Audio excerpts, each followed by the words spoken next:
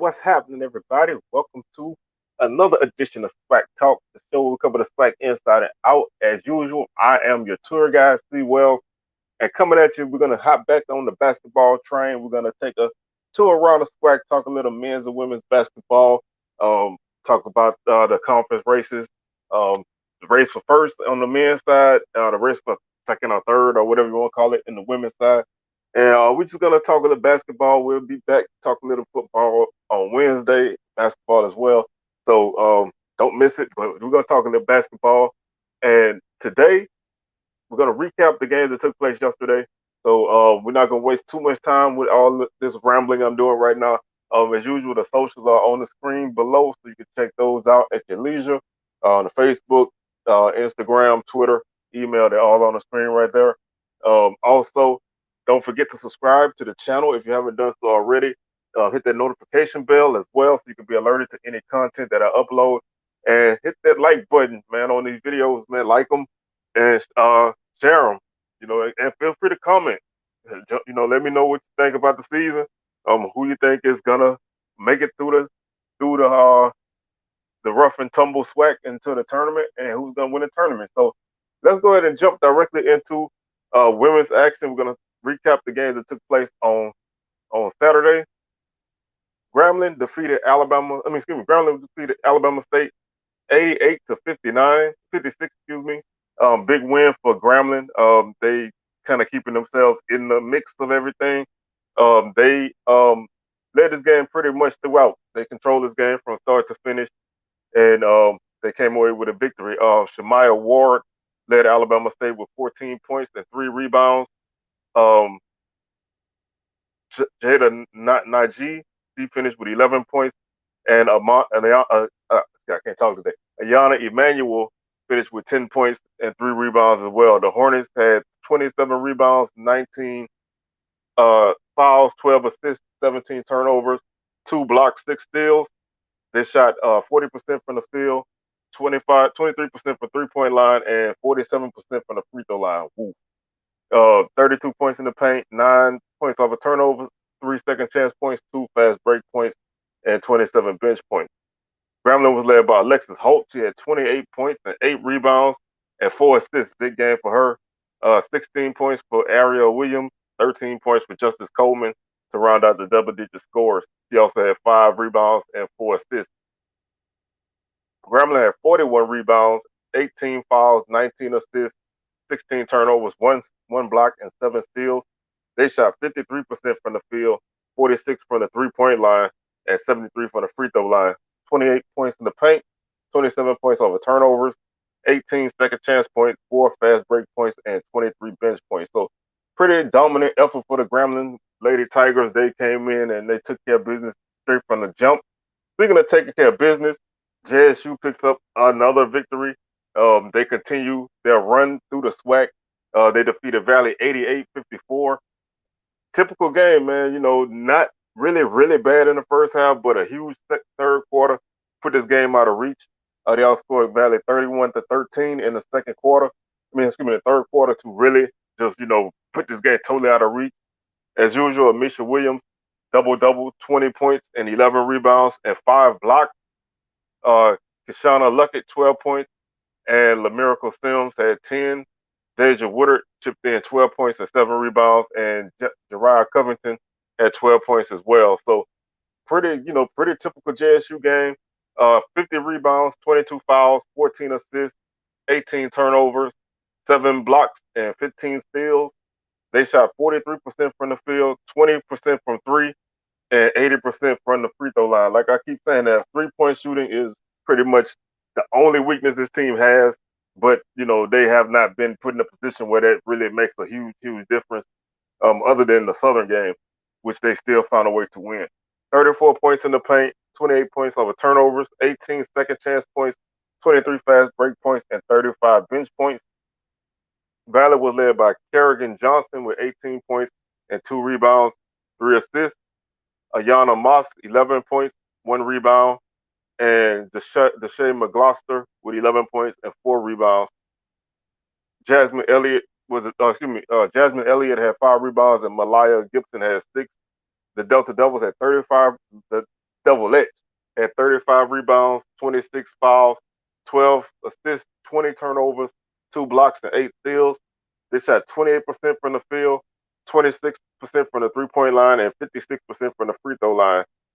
6 points in the paint, 12 points off of turnovers, 8 second chance points, 9 fast break points, and 22 bench points. Again, typical JSU game, man. Big double-digit win.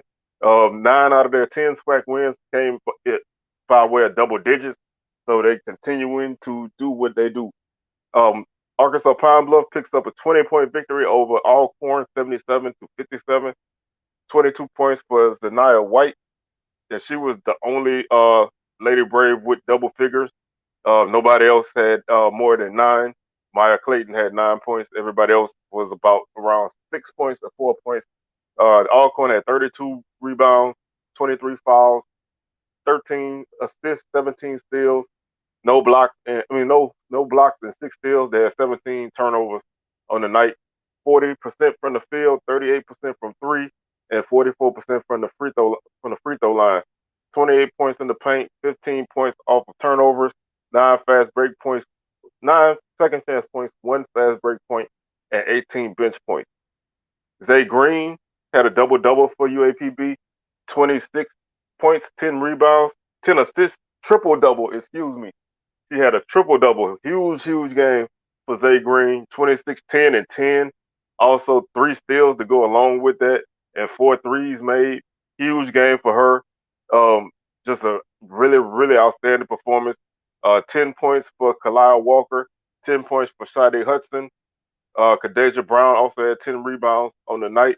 And just to point out, this is like the second triple-double by a SWAC women's player in like the last week. Ronnie Williams from Valley had a triple-double last week. So triple-doubles are starting to pop up now. So congratulations to those ladies. That's a huge effort in college basketball for sure to ring up a triple-double. So big salute to Zay Green and Ronnie Williams from Valley in previous week for racking up triple-doubles. Pine Bluff shot 43% from the field, 37 from 3, and 67 from the free throw line. They had 40 rebounds, 11 fouls, 20 assists, 9 turnovers, 6 blocks, and 11 steals. Really a good game for them. A dominant game as they bounced back from a couple tough games that they had earlier in the week. 30 points in the paint, 20 points off of turnovers, 9 second chance points, 22 fast break points, and 18 bench points. So that does it for UAPB. Alcorn. Texas Southern defeated Florida A&M in a game that was seen on NBA TV, which is a huge thing. Some nice SWAC exposure. Texas Southern defeated FAMU 74-57. This game was pretty close in the first half. Actually, FAMU led this game 32-27 at the half, and Texas Southern had a big fourth quarter to really put this game out of reach. They outscored FAMU 31-12 in the fourth quarter, and that gave them the victory. Jada Perry led the Lady Tigers with 20 points and 16 rebounds. Another big double-double on the night for her. She also had 3 blocks and 1 steal. Atalia Bridges, 19 points and 6 rebounds.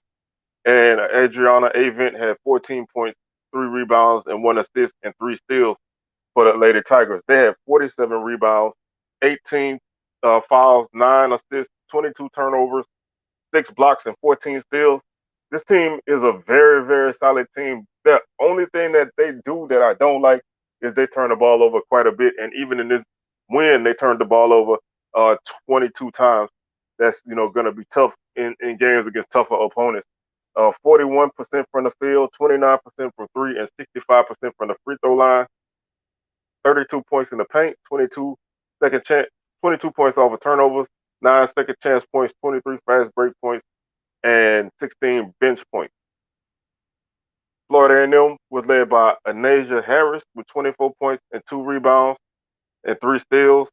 She was the only Lady Rattler in double figures. Their leading scorer, on the season, Dylan Holt, did not play, so they were shorthanded in this game, and that was a tough factor for them to lose a 20-point score in this game. So that they missed out on some key scoring. They had 44 rebounds, 26 fouls, 11 assists, 24 turnovers, no blocks, and 12 steals. They shot 28% from the field. Really, just a really poor shooting night. Their best percentage of the night was 38 in the first quarter, and it basically went down from there. 38, 29 in the second, 23 in the fourth, and 23 in the third, and 20 in the fourth. Their shooting just went south as the game went on. Excuse me. They shot 6 of 20 from the 3-point line for 30%. Did not make a three in the second half, which is huge, and they shot 61% from the free throw line. So just a poor shooting night in the second half, especially, was what did them in. 16 points in the paint, 17 points off of turnovers, 15 second chance points, 12 fast break points, and 13 bench points. So really close game that got kind of put away by a huge fourth quarter and a poor shooting night for the Rattlers. Prairie View defeated Bethune-Cookman 70-60. They were led by Diana Rosenthal with 22 points, 7 rebounds, and 1 steal. Kennedy Paul and Brittany Garner each had 13 points. Garner had 6 rebounds, Paul had 4, and Geraldine Smith had 11 points as well to round out the double-digit scores. 37 rebounds for the Lady Panthers, 13 fouls, 15 assists, 18 turnovers, 5 blocks, and 7 steals. They shot 46% from the field, 46% from the three-point line, and 80% from the free throw line. 26 points in the paint, 17 points over turnovers, 12 second chance points, 9 fast break points, and 13 bench points. Bethune-Cookman was led by Tatum Harris and Kayla Clark. They each had 13 points. Clark had 5 rebounds on the night. Hayes had 3 assists. And the other double-digit score was Kamari Harris. She had 10 points to round out the double-digit scores. They shot 40% from the field, 43% from 3, 64% from the free throw line, 22 points in the paint, 14 points over turnovers, 15 second chance points, 16 fast break points, and 20 bench points. So another big victory for Prairie View on the road. They head to FAMU on Monday, which we'll talk about in a second. Southern defeated Alabama A&M 65-58. This game was a back and forth, really high tempo game.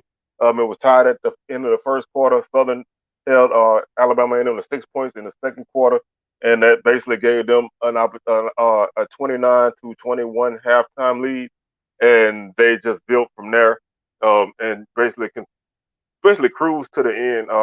Alabama A&M outscored them by 6 in the fourth quarter to make the margin what it was. Dariana Lewis had 13 points and 8 rebounds for the Lady Bulldogs, and Jada Clowers had 12 points and 4 rebounds to round out the double-digit scores for them. They had 34 rebounds, 18 fouls, 12 assists, 15 turnovers, 3 blocks, and 5 steals. They shot 43% from the field, 33% from 3, and 57% from the free throw line. 30 points in the paint, 6 points off of turnovers, 8 second chance points, 4 fast break points, and 17 bench points. This game had 5 ties and 5 lead changes. It was a really back and forth affair in the first half before Southern took control. Taisha Metcalf led Southern with 18 points and 4 rebounds. Amani McWayne, 11 points and 8 rebounds. And other than that, Southern had a pretty, balanced attack. They only had 2 double-digit scores. They had 40 rebounds, 16 fouls, 8 assists, 8 turnovers, 4 steals, and 4 blocks and 10 steals. They shot 39% from the field, 25% from 3, and 42% from the free throw line. So not a good shooting night at all for Southern, but they were able to take control of this game and bounce back from that loss to Jackson State on Monday. You don't see teams winning games shooting 39% from the field too often. So, the defense is what really won them this game, and that's pretty much been their MO all season. So they have to find some consistent shooting to really be a factor in this conference and in the tournament. They had 34 points in the paint, 11 points off of turnovers, 11 second chance points, 14 fast break points, and 17 bench points. So that's going to do it for our Saturday games. We're going to take a look at the games that are taking place on Monday.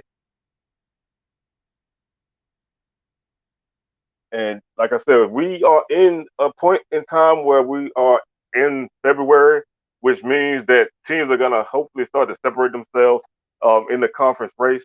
Prairie View is at FAMU. That's a 4:30 tip-off. The game can be seen on Facebook Live on the FAMU website. Texas Southern is at Bethune-Cookman. That's a 4:30 tip-off as well. That game can be seen on the Cat Eye Network on YouTube. That's the Bethune-Cookman YouTube channel. Alabama A&M is at Grambling. There's a 5:30 tip-off. Can be seen on the Grambling website.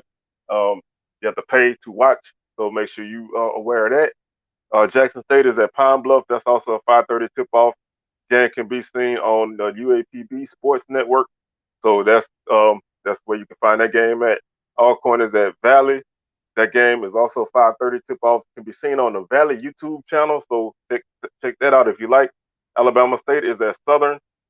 Southern now has their own Jaguar Sports Network, and let you know it's pretty steep. I think it's like $19.99 a game. So if you want to spend, $40 to watch two games, that's your option. Other than that, you're gonna have to try to catch it on a radio broadcast. So Southern is now doing the live pay-per-view like Jackson State and Grambling. So just be aware of that if you're trying to find those games. So Alabama State Southern 5:30 tip-off Jaguar Sports Network, and that's it for the Monday games. Let's take a look at the standings, and we're gonna talk a little bit about the conference races. The women, pretty much, Jackson State is head and shoulders above everybody else. They're 10-0, and the SWAC tournament will be taking 8 teams. They released the format last week, so they're taking 8 teams. They're not taking 12. There was some back and forth for whether they were going to take all 12 or they were taking 8. But they're going to continue to 8, which means the 4 teams won't make the tournament. They're all doing away with the higher seed hosting the first round at home. All games will be in Birmingham, and they're keeping it unified. The tournament will run from March 9th to March 12th. The men and women, the women will play 2 games on March 9th at 5:30 and let's see at 11 a.m. and 5:30 on March 9th. The first round games, that's number 2 seed and number 7 seed play at 11 a.m. on March 9th, and the first seed against the 8th seed play at 5:30 p.m. on March 9th. On March 10th, the 3 seed and 6 seed play at 11 a.m. and the 4 seed and 5 seed play at 5:30 p.m. The women's first semifinal is March 11th at 5:30 p.m.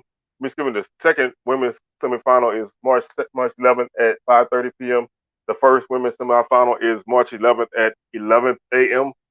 The championship game is Saturday, March 12th, 1:30 p.m. tip-off. That game is on ESPN Plus, so make sure to check that out. Let's look at the standings. Jackson State, like I said, they're 10-0 right now, 12-6 in overall on a 10-game winning streak. They're looking unstoppable right now. They don't play Southern again till the tournament if they meet up then, so that's their top challenger. They do not face again unless they see them in the tournament. Southern is 8-2, 10-11 overall. They are pretty much sitting comfortably in that second spot. They have a 2-game lead over everybody else. There's a 5-way tie for third. So there's a log jam at third. Pine Bluff is 6-4. They're 10-10 overall. Grambling is 6-4, 9-12 overall. Alabama A&M is 6-4. They're 8-12 overall. Alabama State 6-4, 7-12 overall. And Texas Southern 6-4, 6-11 overall. So that's a big log jam that hopefully will start to kind of shake out as the season continues. Nope, there are no matchups right now. Well, Grambling and Alabama State play they played already. Grambling and Alabama A&M play on Monday, so that's gonna boost one team up, drop one team down. Other than that, nobody else plays anybody else. Pine Bluff does play Jackson, so that probably would be a L for them. You can probably pencil that in, so they'll drop. And everybody else is playing lower teams. Florida A&M is 3-7. Prairie View is 5-5 in conference, 8-3 overall, 8-13 overall. FAMU 3-7, and 2-18 overall. They are below the line to make for the tournament. Bethune-Cookman also out 2-8, 3-16 overall. Alcorn 1-9, 2-15 overall. Valley 1-9, 2-16 overall. So those teams, they are not officially out, but they're pretty much out. You have 9 losses already. It's going to be tough to get back in the mix. You really counting on some crazy things to happen to get yourself back in it. And you also have to win. If you haven't won much now, we are at the end of the first half of the conference schedule, so not a lot of games left. So if you haven't won much already, it's odds are that you're probably not going to win much now. So you really need to get on a good foot and hope some things happen in front of you. But like I said, that third place log jam of 5 teams, I will keep my eyes on in the next few weeks, because that's where teams will need to separate. I really, it's just a lot of teams with good conference records. Jackson State's head and shoulders above everybody else. Southern is kind of above that third group. So right now, I think teams are playing for third. If somebody can, Southern has to lose at least twice to fall into that group. So they have a little wiggle room. Nobody else has much wiggle room. You can finish anywhere from third place to 7th place, pretty much, if you're not careful. So that's the seeding doesn't really make a huge difference this year because you're playing all games on neutral sites, but it's just, a good psychological thing to be seeded higher. So you want to try to be seeded higher. You want to stay out of that, usually you want to stay out of that 4-5 matchup because those teams are typically always even. But with so many teams having the same record, the 6th seed or the 7th seed can be a really good team as well. So there's no easy matchups in this tournament. So that's something to keep an eye out on. Now let's take a jump to the men's side as they played their games on Saturday as well. We'll start off with Alabama State picking up a big victory over Grambling on the road. They controlled this game basically from start to finish. They led 39-31 at the half, and the second half was a 41-41 tie, but they had a pretty big lead for most of the game. I think the biggest lead was 25 at one point. So they really jumped out on Grambling and they controlled this game. Grambling, kind of held serve in the second half, but Alabama State wins 80-72. They were led by E.J. Clark they were led by Warren Rayno with 25 points, 4 rebounds, and 2 assists. E.J. Clark, 13 points, and Kenny Strawbridge with 11. Clark also had 7 rebounds, and Trace Young had 7 rebounds to pace the Hornets. They had 40 rebounds as a team, 13 fouls, 13 assists, 18 turnovers, 3 blocks, and 11 steals. They shot 46% from the field, 56 from 3, and 73% from the free throw line. 31 points in the paint, 23 points over turnovers, 11 second chance points, 9 fast break points, and 38 bench points. Grambling was led by Shandarius Coward with 19 points and 7 rebounds. Cameron Christian, 14 points and 8 rebounds. Coward also had 7 assists, so a really big game for him, even though they lost. Jermichael Moulton, 13 points for him, as that rounds out the double-digit scores for Grambling. 40 rebounds for the Tigers. Rebounding was even, 18 fouls, 10 assists, 16 turnovers, 3 blocks, and 10 steals. Grambling shot 36% from the field, 25% from 3, and 85% from the free throw line. So not a good shooting night. They were game in the second half, but they just really got outdone in the first half, and kind of had to make a run to keep this game close. 32 points in the paint, 14 points over turnovers, 8 second chance points, 4 fast break points, and 24 bench points. Like I said, a huge victory for Alabama State. They knocked off a top team in Grambling, so kind of shaking up things right there. Bethune-Cookman defeated Prairie View by a 68-67 score. This was a surprise victory for Bethune-Cookman. I thought Prairie View would win this game, and it looked like they were for the most part. They led by 5 at the half, 35-30, and Bethune-Cookman outscored Prairie View by 6 in the second half to win by 1. They outscored on 38-32 in the second half to win this game by 1. Jawan Daniels, 20 points and 3 rebounds for Prairie View. 16 points for Jeremiah Gambrell, and 15 points for Jeremiah Kendall to round out the double-digit score for Prairie View. Kendall also had 9 rebounds to lead the team.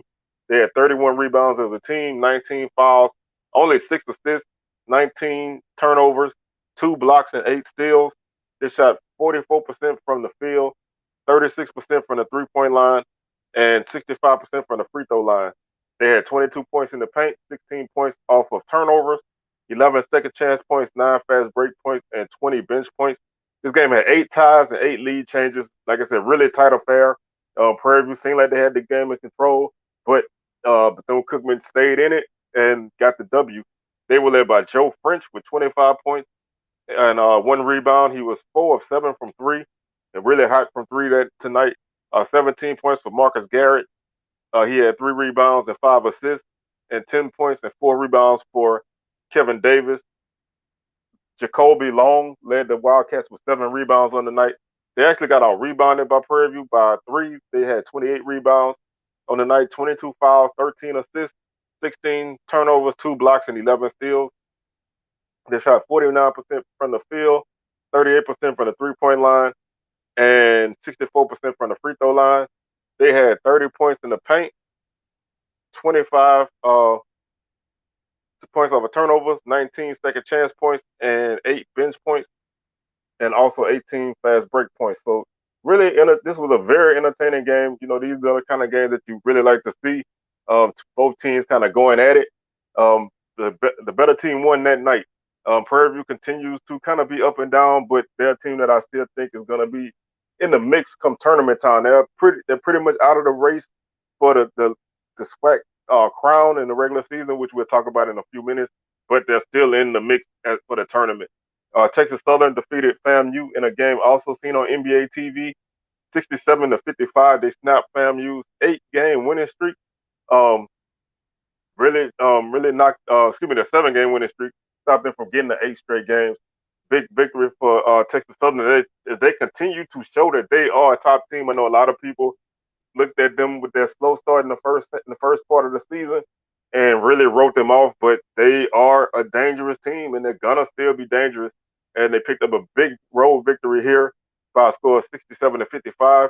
They led by 5 at the half, 36-31, and then they outscored FAMU by 7 in the second half, 31-24, to pick up this victory by 12 points. Bryson Etienne, 18 points, 3 rebounds for Texas Southern, 5 3-pointers, 5 of 6. Big night for him. And the other double-digit scorer was A.J. Lawson with 11. He also had 4 rebounds on the night. 40 rebounds for the Tigers, 21 fouls, 9 assists, 17 turnovers, 1 block, and 8 steals. They had 46% shooting from the field, 47% from the three-point line, and 61% from the free throw line. 30 points in the paint for the Tigers, 16 points off of turnovers, 7 second chance points, 13 fast break points, and 20 bench points. This game had 4 ties and 4 lead changes. Early, FAMU led by, I think, as much as 5, but they could not control this game. Texas Southern took control at the half, right around the halftime mark, and from then on, they controlled this game. FAMU did kind of creep closer, but could not really get much going in the second half. MJ Randolph, 22 points for the Rattlers, 8 of 18 shooting, 6 of 8 from the free throw line. He had 10 rebounds as well, so a double-double for him, 4 assists and 4 steals. Really good game in a losing effort. Bryce Morgan had 10 points and 4 rebounds, and Johnny Brown had 14 points for the Rattlers. 29 rebounds on the night, 18 fouls, 8 assists, 16 turnovers, 3 blocks, and 9 steals. 35% from the field, 33% from the three-point line, and 54% from the free throw line. FAMU shot 50% from the three-point line in the first half. Second half, they shot 14%, 1 of 7. That was a huge difference in this game. Also shooting 35% from the free throw line in the second half, 5 of 14, and 34% from the field in the second half, 9 of 26. Those are marks that will not win games for you, especially against tough opponents. They had 16 points in the paint, 12 points off of turnovers, 5 second chance points, 9 fast break points, and 15 bench points. Go ahead. This was a very even game early, but Texas Southern just was able to wrestle control and hold on and win. Southern defeated Alabama A&M also in a game that they kind of had to hold on and win. They won this game 73-64. They led by as much as 15 points at one point. They led at 11. They led by 11 at the half. Alabama A&M actually chipped that lead down to 2, and then Southern held Alabama A&M scoreless for 6 minutes. They did get 2 free throws in that drought. Late in that drought, I think in that drought. No field goals for 6 minutes, and Southern was able to build a lead back up to 15, and ultimately they ended up winning by 9. This game was a back and forth affair. I think Alabama A&M, played a pretty game, especially in the second half. Garrett Hicks is a shooter. He had 4 threes on the night for Alabama A&M, all from really, really long range. I do think he kind of leaned on that long three too much, and he took some shots that he probably shouldn't have taken. But he really kept them in this game early in the second half, and then he had 25 points on the night, 4 rebounds, and 1 assist, and 4 steals as well. He shot well early in the second half. Southern really clamped down on him when they had that big run. He was unable to touch the ball for long periods of time, and the offense kind of stalled when he could not touch the ball. Jalen Johnson was a force inside. He had a double-double on the night, 19 points and 10 rebounds. He was big in that late second half push where they kind of tried to pull back into the game, but both those guys played really, really well. Didn't really get a lot of help from anybody else on the night. 33 rebounds for the Bulldogs, 23 fouls, 12 assists, 25 turnovers, 2 blocks, and 8 steals.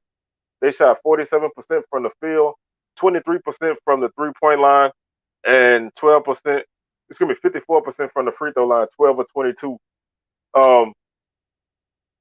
Garrett Hicks made all 4 of their threes. Nobody else made a three-pointer on the night. That can hurt you when you don't have consistent guys that can shoot the three. They were 2 of 10 in the first half and 2 of 7 in the second half. So not a great shooting night by the team, and that kind of did them in. Breon Whitley led Southern with 14 points off the bench, 3 rebounds for him, 2 assists, and 2 steals. Terrell Williams had 12 points all in the second half, 9 rebounds as well to pace the Jaguars. He had 3 assists also. And P.J. Bird and Isaiah Rollins each had 11 points. Rollins was 5 of 11 from the field, 1 of 7 from 3. Southern had 33 rebounds, 21 fouls, 18 assists, 17 turnovers, no blocks, and 13 steals. They continue to really get their hands on the balls and create turnovers. They had shot 43% from the field. This is the first game in like 6 straight games that Southern shot less than 50%. So a subpar shooting night for them. 32% from the three-point line and 61% from the free throw line. They had 20 points in the paint, 24 points off of turnovers, 6 second chance points, 20 fast break points, and 41 bench points. Next game, we have Alcorn defeated UAPB by a score of 70-64. This was a pretty close game. It was a 5-point game at the half, 29-24. Alcorn led, and then they ultimately will outscore Pine Bluff by 1 in the second half to win by 6. Really back and forth, not really, a lot of ties and lead changes. They had three ties and 2 lead changes, but this game was a pretty close game throughout. Darius Agnew led Alcorn with 15 points and 6 rebounds. Keandre Montgomery, 14 points and 9 rebounds. 12 points for Brian Joshua. 11 points for Justin Thomas, and Paul King had 10 points. So they had 5 guys in double figures. They only had 2 other guys score. Dominic Bruton had 6, and Dontrell McQuarter had 2. So they got all their points basically from 5 guys. And 3 of those 5 guys were off the bench. So a really nice bench night for Alcorn. On the road, they shot 40% from the field, 25% from 3. 2 of 7 in the first half, 1 of 5 in the second half, and 67% from the free throw line. They had 38 points in the paint, 7 points off of turnovers, 14 second chance points, 16 fast break points, and 41 bench points. Like I said, a huge night for their bench. That really got the job done for them on the road. Daquan Morris led UAPB with 20 points and 6 rebounds. Sean Williams was the other double-digit scorer with 17 points and 5 rebounds, 4 assists as well. Other than that, the next scorer was Keyshawn Stokes with 9, and he had 6 rebounds. Pine Bluff had 31 rebounds, got out rebounded by 11, 21 fouls, 17 assists, 10 turnovers, 1 block, and 9 steals. They shot 43% from the field, 33% from 3, 6 of 18, and 71% from the free throw line. They had 34 points in the paint, 9 points off of turnovers, 1 second chance point, 6 fast break points, and 20 bench points. Big win for Alcorn. Nice effort by that bench. That bench really carried them in this game. They needed it badly. Jackson State defeated Valley in a tight game, 69-65. Valley led this game by 3 at the half, and it seemed like they were gonna win this game, but Jackson State came back late and ended up outscoring Valley by 7 in the second half to win by 4, 69-65. 28 points for Terrence Lewis for Jackson State. Big night for him. 28 points, 10 rebounds, a double-double for him. 11 points and 12 rebounds for Jamarcus James. Also a double-double for him. Jonas James, 10 points for him and 8 assists. Ken Evans, 8 points and 10 rebounds. Also, so a big night for Jackson State on the boards. They had 44 rebounds on the night, 11 fouls, 11 assists, 17 turnovers, 2 blocks, and 6 steals. They had shot 47% from the field, 25% from the three-point line, and 55% from the free throw line. 38 points in the paint, 13 points over turnovers, 11 second chance points, 16 fast break points, and 4 bench points. The game had 5 ties and 11 lead changes, just such a back and forth affair all night. Caleb Hunter led Valley with 16 points, including 3 of 6 from three-point line. He had 3 rebounds, 12 points for Devin Gordon, 11 points for Kadar Waller, and Gary Grant had 11 points and 6 rebounds. Ryan Walden, he had 6 rebounds as well. They both led the Devils in rebounding. Valley only had 29 rebounds, so they really got out rebounded on the night by Jackson State. 8 fouls, 9 assists, 10 turnovers, 2 blocks, and 3 steals. They shot 40% from the field, 31% from the three-point line, and 73% from the free throw line. 26 points in the paint, 15 points off of turnovers, 6 second chance points, 4 fast break points, and 27 bench points. Like I said, this was a pretty back and forth affair. Both teams really need wins, and Jackson State picked up a big win to kind of keep themselves out of the cellar because losing that game would have really set them back quite a bit. Looking at the schedule for Monday's games, again, this is separation Saturday, separation Monday.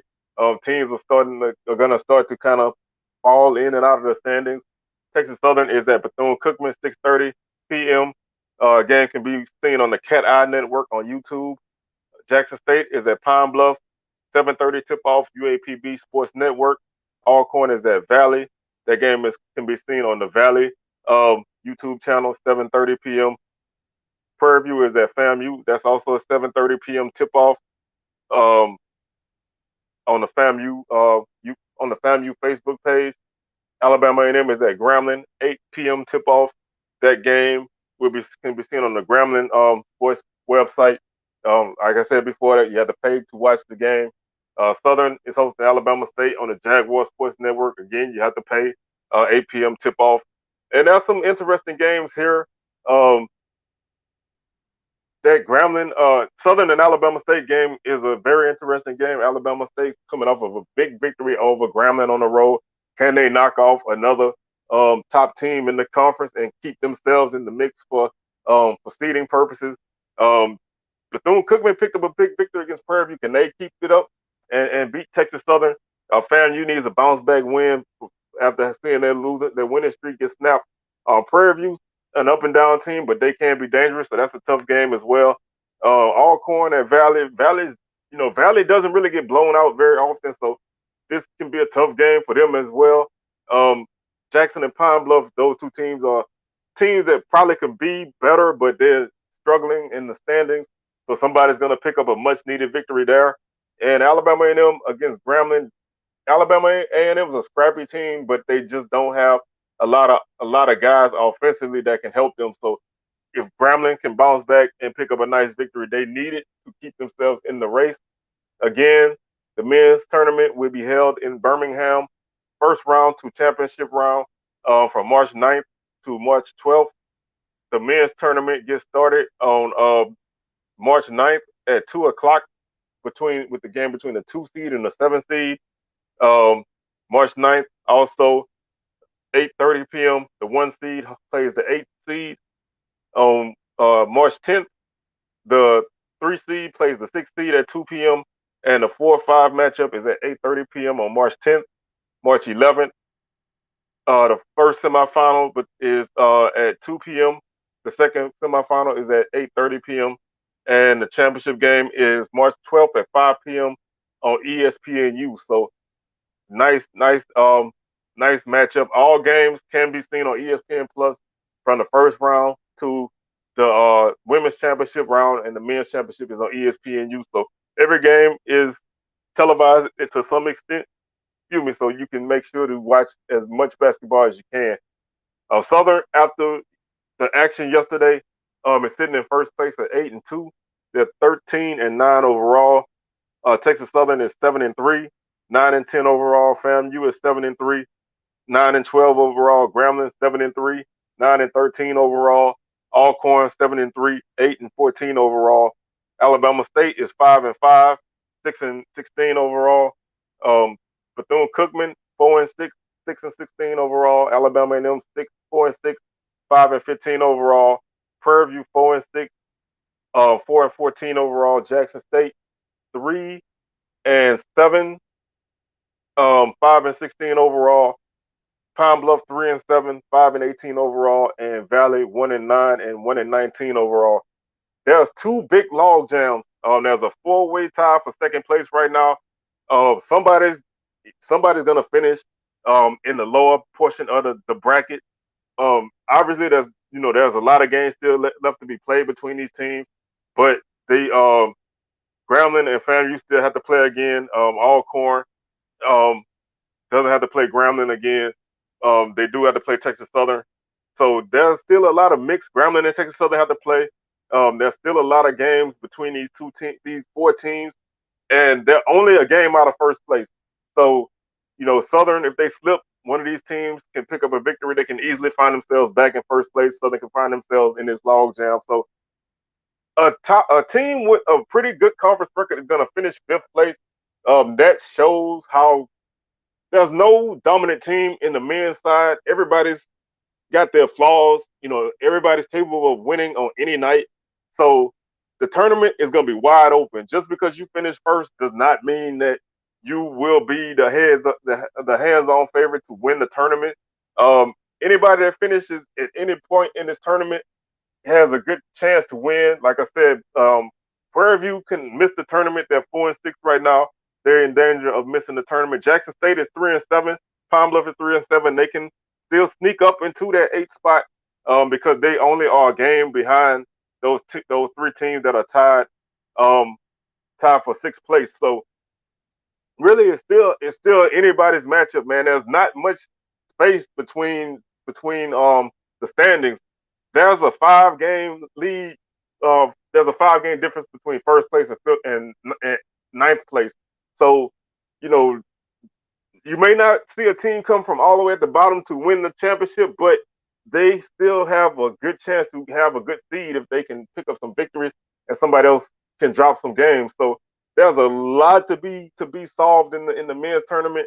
Just looking at if I was to look at the top 8 teams from Prairie View, Jackson State, Pine Bluff, and Valley, they would be out right now.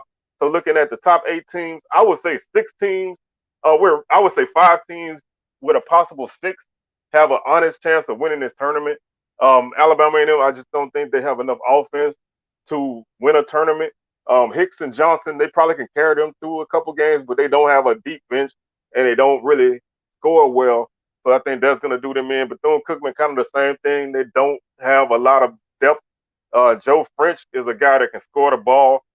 Kevin Davis can also score the ball. Garrett is a guy that can score the ball and dish out assists, but they don't have a deep bench, and that that can do you in a tournament setting. Alabama State, one of those enigma type of teams. They've lost a couple games that they maybe shouldn't have, but they picked up a big victory at Grambling. So, they may be a team that can put together 3 games in 3 days to get themselves into the championship. If they were to play the tournament today, they would start with FAMU. That's the team that they only lost to by 1 point. So they are still in the mix. Um, so they still are able to face a couple teams that they may be able to beat. Bethune-Cookman is, like I said, they are a team that might be out, but from Alcorn to Southern, I think those 5 teams are the teams that I could see any one of those 5 teams winning the tournament. They all have their weaknesses. Southern shoots the ball a lot better than I realized. I looked at some of the statistics. Southern is actually the leading 3-point shooter in the league. They lead in percentage and amount of threes made per game, and they also defend the three well. They play pretty good defense as a whole. They lead the league in steals and forcing turnovers. So if their defense is clicking, then I don't think there's a team right now that's better than Southern. But they do go through some lulls, and against a good team, going through lulls and scoring can be the difference between winning this game and losing this game, especially if that team doesn't turn the ball over. So um, Texas Southern has a great chance of winning this tournament. FAMU, they're a little top heavy with their scoring, and they play a lot of games that are kind of close, but that can be a thing that can get you through the tournament. Grambling, they have some scorers as well. They play pretty good defense. They can win. Alcorn typically shoots the ball well. Their shooting's been off the last few games, but if they can get that going, they will still be a big factor. So I say it's a five team race to the regular season championship and a 5 team race to the conference championship. So right now, I can't really put anybody head and shoulders above nobody else. Record wise, Southern's the best right now, but they have a tough schedule ahead of them. Alabama State on Monday. They have the Texas trip on next weekend at Texas Southern on the 12th and at Prairie View on the 14th. They play Grambling on the 19th. And then on the 26th and the 28th, they play Bethune-Cookman and FAMU. And then they go to Alabama A&M and Alabama State to close out the season. So no easy games for Southern. Left all games against teams who are in the top half of who are in the top 8. They do not play, well, Prairie View is number 9, but they do not play another team that's outside of the top 8 for the rest of the season. They do miss Alcorn, but everything else is all top 8 teams. So really tough schedule for Southern. Can they make it? That's up in the air to be seen. But this is going to be a very interesting race from now to the end of the season.